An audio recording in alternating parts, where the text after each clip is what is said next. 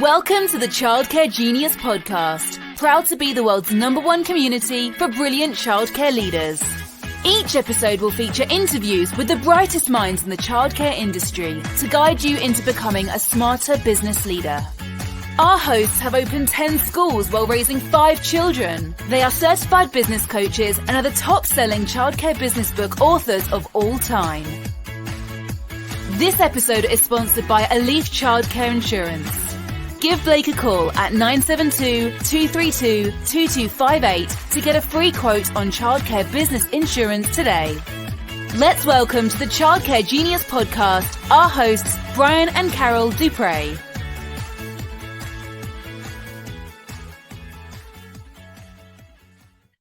Welcome to episode 68 of the Childcare Genius podcast. We're your hosts, Brian and Carol Duprey.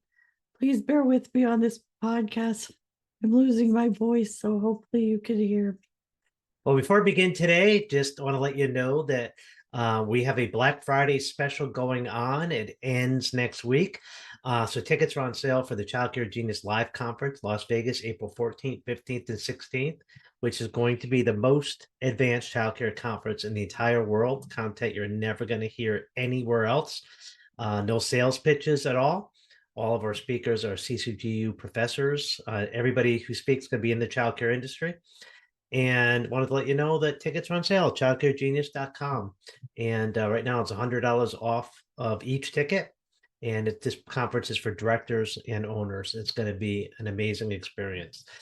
And so this month we're doing a series on men in childcare. All the guests this month have been men that have run the business without the help of a significant other or a spouse. We hope these episodes encourage more men to get an amazing field of childcare. I did have a guest other than me planned for today. He had a last-minute emergency and could not record. So I am going to take over in that spot. And Carol's going to interview me since I ran our childcare center for 8 years. And so let's go ahead and do that. So today's guest is the amazing Brian Duprey. Well, you said that just the way I typed it, didn't you? Oh my God, that was fantastic. Good job, baby. And as he said, for over 8 years, he built our childcare centers pretty much by himself. I was homeschooling our 5 children. And 3 years ago, our last child, our youngest, graduated high school. So I took the business back over from him. So yeah, Carol ran it for many years. And then we decided that we wanted her homeschool the kids. So I took over operations and ran it for about 8 or 9 years. And she helped me on the weekends and did some food for paperwork, but it was pretty much me running it while she took care of the kids. And then as our last one transitioned out, and she was an amazing mom, an amazing homeschool, and all our kids turned out really well. So we did a good job. I was able to give her back the business, which was rightly hers in the beginning. She started it 3 years ago, and she's been running it ever since. And we've never been more profitable, so you're doing a really good job. So I'm looking forward to spending some time talking a little bit about my involvement in the childcare business, which I don't really talk a whole lot about. But so back over to you. So could you tell us a little bit about your background and let the listeners get to know you a little better? Yeah, so we moved to Maine in 1995. I was in the Navy with you. Carol and I were both military. I had dabbled in real estate when I got out, and I figured we needed a change. I wanted to get closer to family, and I kind of wanted to raise our children in an environment that was safer and in a really good, wholesome environment. We thought Maine was a good place to go. So we decided to move to Maine, which we did. And you had started work at a childcare center doing their books. And I was selling T-shirts. And then I started a fax advertising business. So we've been dabbling in a lot of different things. But I remember you coming to me and saying that you wanted to buy this daycare center because they were going to close it. And that's kind of how you got in the childcare business. And then we moved into our house. We had that for a few years. And I was like, I got to get this daycare out of my house. I mean, the kids were just destroying my house. I did not like that. Um, I worked from home, so I was tucked in a bedroom working, and I hear the kids screaming in the other room, and it was just not the best environment for me because I was working my fax business from there. And so I talked our church into allowing us to rent a space. So we moved it to the church, and that's how we started Little Angels. And then I was like, okay, that was easy. Opening the first one, we could do it again. So we did it again and then again, and we opened up 10 locations um, in about 10 or 12 years or so. And it was great. It was really good. Enjoyed the business. And that's a little bit background of me. And I started coaching in 2017, and now that's my primary focus. I work with clients around the world, and not really involved in our daycare business, but I'm involved in hundreds of other people's helping them out. So during the 8 years you ran the business, what was your biggest challenge building it as a man with the traditional female business? Um, I would say with my military background, that was my biggest disadvantage, not so much so being a guy, but being military trained in leadership. And in military, you tell somebody to do something and it's yes, sir, and it gets done right away. And doesn't transcend very well into the childcare business where you get questioned, why you give that to me? And I don't want to do that. And it's just something I wasn't used to. Well, I will tell you that I was in the military too. And it is because you're a guy, because I know better how to deal with women. um, anyway, that was a tough transition for me. I'd done a stint in the construction business as well. So I guess I would say I was pretty hard on directors. They worked a lot. I had them working 55 hours a week, open to close every single day, all on salary. And I burned through some directors pretty quickly, burned through a lot of team members, pissed off a lot of people probably. Um, but I finally got a good group of directors in. I remember we had 7 locations and we had a really good team. We were growing rapidly around 2007 or so. Um, when you were homeschooling at that time, and things were going really, really well. And that's where, we did our best expansion and grow and did very, very successfully in that time. I think it just took me many years to figure out how to navigate my way in there. And surprisingly, when I was in the Navy, my job was majority women. I met Carol in it. I just happened to be put in a job where I kind of hit the mother load where it was 85% women, 15% men, and no sea duty. So I spent 8 years in the Navy, didn't have to go to a ship, worked around women all day, and met the most beautiful woman in the world in that process, married her, and raised a family, and that's why we are where we are today. So I've been around a lot of women, just a little different kind of women, military women, which are a little bit more disciplined sometimes, I would say, and a little more work ethic. But after a while, we finally got the team that we needed in our Little Angels. They had a good work ethic and a great team, and we still do today. So that was amazing. What advice would you give to men working in or owning childcare businesses? Traditionally, I think men probably own and operate a childcare center without the spouse, probably less than 5%. I would say probably even less than 2%. It's very, very rare. But I am seeing a major uptick in professionals who have approached me lately that want to buy childcare centers. We're talking CPAs, doctors, attorneys, pharmacists I've had approach banking people, and they realize that childcare is a great business to own. MRR, which is monthly recurring revenue, is amazing. Think of a restaurant. If you open a restaurant, you've got to go out and get new customers every single day. Most businesses are that way. Any kind of retail, you're trying to get new businesses each and every day. You're out there and you're constantly advertising for somebody to come in and use your service.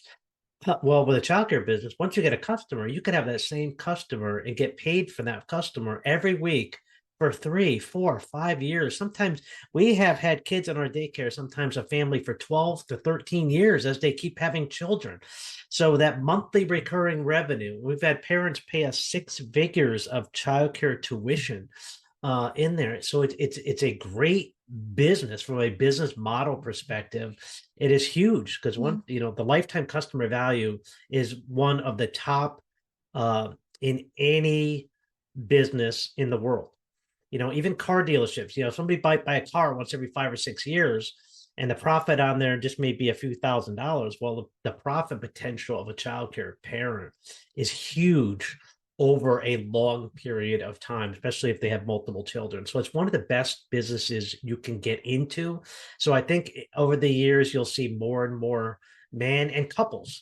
Carol and I probably work with more couples than any other coaching group in the world because we're a couple. We're a couple who actually own childcare business, unlike a lot of coaches in the industry that just got in there without any childcare owning experience. We actually own them. We still own them today. So we work with a lot of couples because they resonate to us because we are in that couples background. Mm-hmm. We do a lot of couples coaching and couples teaching and everything. But I think more and more men will get involved over time, and we encourage it. And I'll be happy to talk to any guy or lady or a couple that wants to get into the business, the pros and cons, and I'll give it to you straight. There's no sugarcoating with me. I have no filter, and sometimes I say what's on my mind. It gets me in trouble sometimes, but I think that's what people like about me, that I'm not gonna give them any fluff, and I'm not gonna tell them what they want to hear. I'm gonna tell them what they need to hear, which is a huge difference to most coaches out there. Can you tell us why you decided to write the book Childcare Genius or Childcare Millionaire? Oh, shoot, giving away my secret. That's be the title of my next book, Childcare Genius. But anyway, I wrote Childcare Millionaire in 2017. I was the first person to use Childcare Millionaire. Probably one of the biggest mistakes I ever made was not trademarking that name. Somebody else come along and grab it after I wrote the book. But anyhow, I wanted to put together a book of mistakes that if you do what's in this book, you'll avoid a lot of the mistakes that I made and we made early on. And since then, I've written several other books. I've actually replaced Childcare Millionaire with Advanced Childcare Business Strategies. So I don't recommend Childcare Millionaire more. I recommend my new book, Advanced Childcare Business Strategies, which if you go to my website, you can get for free at childcaregenius.com. But anyway, I wanted to help other people avoid some of the mistakes. The mistakes we made probably cost us $1 million of dumb things that we did in the early days, and mostly me.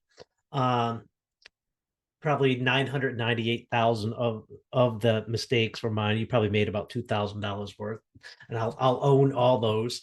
But that's how you learn. I'm not embarrassed that I made mistakes in the childcare business. I opened locations I had no business opening because I didn't know about market research. And some of y'all might be in a location right now that's not a winning location because you didn't do your market research. So, we've all made mistakes. I even see McDonald's and Burger King's close because they made a mistake too of putting a location where we want. So, I'm not going to beat myself up too bad. If a company with $1 billion marketing budget puts a McDonald's in the wrong location and they have to close, well, I'm not going to beat myself up that I did the same thing and made that mistake because you don't know what you don't know.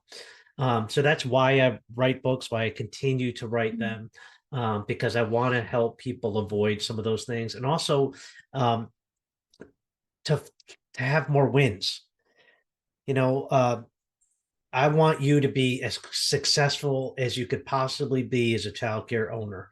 I want people to be able to expand if that's what they want, be able to live their best lives, have good work-life balance, be able to work with their spouse and have fun doing it, and improve their marriages and not make them worse. So that everything I do, I put into these books and the videos, the podcasts, the recordings. Carol and I could have retired years ago, lived very comfortably the rest of our lives. We're giving back now to the community that we love so much, so other people could be in a position where in a few years they could retire and live life comfortably as well. So we're sacrificing our time to help other people. And it's a pretty good feeling. And I actually love helping people. Can you tell us what your biggest mistake, in your opinion, was in the childcare business so far? Biggest, there's so many. Most of them are in the books that I've written. Um, not the Probably the biggest one is not hiring a full-time maintenance person earlier. It's probably the biggest one because it puts such a strain on us that we were in our children because we always worked every weekend. I mean, literally, we'd work 10-hour days every Saturday, every Sunday. We did that for years. And you would come in and help me out on the weekends. But we were doing the maintenance. Okay, Carol was doing the maintenance. Um, we we just didn't have that helper. We didn't want to pay for somebody to come in and do it because we were cheap, still cheap, but I could afford to swing having a maintenance person. We actually have two full-time maintenance people now. Um, but that was one of the biggest things in not delegating stuff earlier to other people, trying to do too much on our own. We work probably 80 hours a week, both of us, on different aspects of our business. You were homeschooling, so a lot of that 80 hours was spent doing that. But when there's no laziness, we work our little tails off.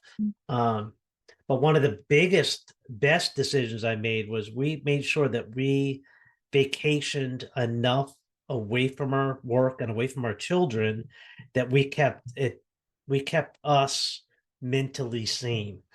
So even though we worked a lot, every 3, 4, 5 months, we would go spend a week in Jamaica because Jamaica is the easiest island for us to get to in Maine. We can get there in 5 hours, just the way the flights are. But any other Caribbean island, sometimes it takes us 2 days. We have to overnight. You say, why do you go to Jamaica so much? It's the easiest Caribbean island for us to get to.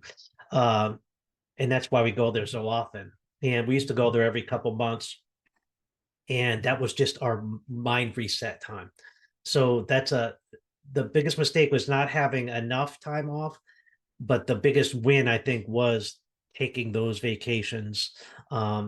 Even when sometimes we couldn't afford them in the early days, we knew how important it was to have that mental health break. So we did that.